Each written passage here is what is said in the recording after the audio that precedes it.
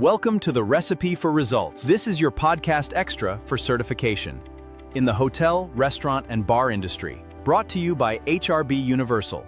Welcome to the deep dive. Today we have a rather specific piece of source material. It's a booking page, actually. Right, a very specific one. Yeah, for an upcoming HRB Universal ServSafe Food Protection Manager exam and course. That's a mouthful. It really is. And this one is taking place in St. Petersburg, Florida on September 3, 2026.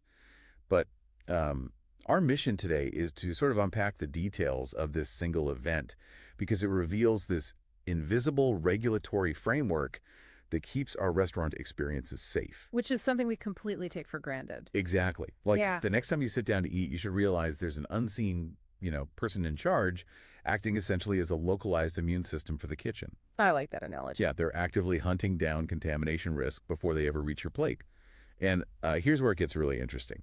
Earning that title isn't just sitting through a sleepy afternoon seminar. No, definitely. It is a rigorous industry gauntlet.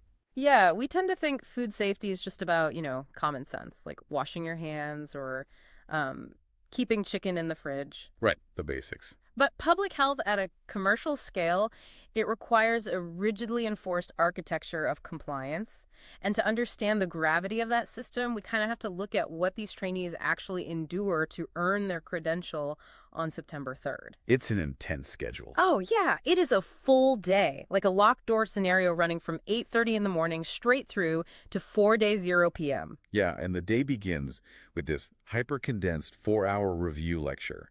Then there's a quick break, and then the doors are physically sealed for an electronic exam. Which is wild. Yeah, once that starts, nobody else is allowed in.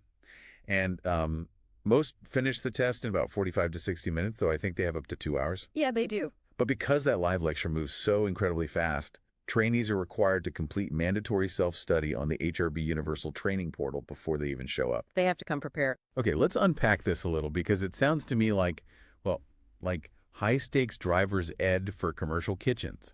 That's a good way to look at it. But if the live lecture is moving so quickly that self-study is strictly required, aren't we just relying on, a tired kitchen manager's at-home discipline? Well, you'd think so, yeah. I mean, how much behavioral change actually happens if they're just cramming facts on a portal the night before? Right. If the goal were merely memorizing cooking temperatures, cramming would be a massive vulnerability, like a huge flaw. Totally. However, the pre-study is designed to establish a baseline vocabulary.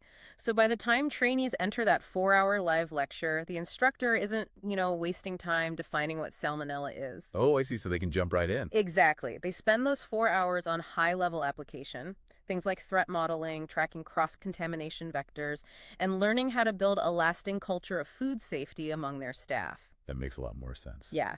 And this structure is heavily vetted. The course is actually accredited by ANSI CFP. Okay, which stands for the American National Standards Institute and the Conference for Food Protection. Right.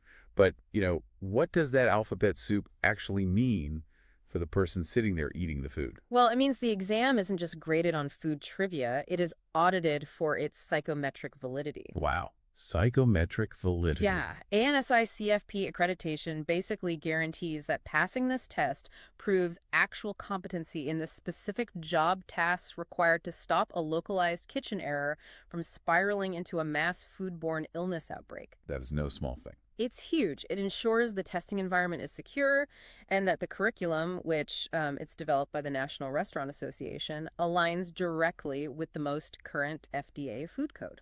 And the weight of that FDA food code is really the invisible hand pushing everyone into this classroom, isn't it? Oh, absolutely. Because Section 2102.12 specifically dictates that a certified food protection manager must be on duty at all times during food preparation and service. Every single minute.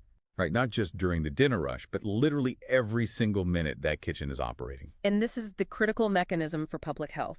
This certification is a non-negotiable legal shield. Wow. I mean, if a health inspector walks into a restaurant and that certified person is missing, that kitchen is operating illegally, they can be shut down. That's intense. The stakes are so absolute that the industry is forced to aggressively lower the barrier to entry, which pretty much explains the logistics we see detailed on this booking page. Right.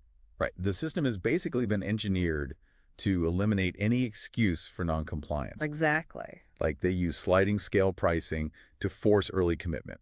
It's a $129 if you just need to take the exam, scaling up to $179 if you wait until the last minute for the full course. Yep, incentivizing you to plan ahead.